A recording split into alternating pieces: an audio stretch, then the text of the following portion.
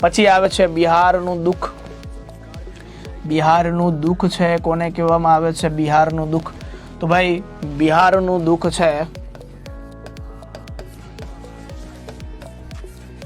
એ કોસી નદીને કહેવામાં આવે છે. કઈ નદી?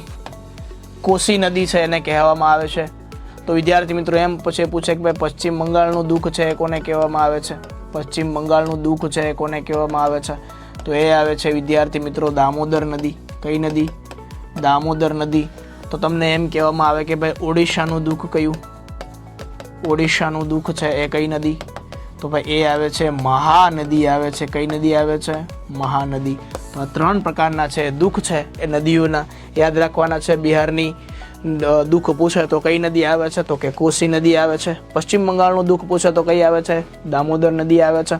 અને ઓડિશાનું દુઃખ પૂછે તો કઈ આવે છે? મહાનદી છે એ આવે છે. તો આવી રીતના છે ને પરીક્ષાની અંદર આવા દુઃખ છે એ પૂછાઈ જાય છે. અને આવા દુઃખ છે તમને ન આવડે તો દુઃખ આપણને થાય, કારણ કે માર્ક નો હવે દુઃખ થાય ને. હા ચાલો લાઈક કરી દેજો.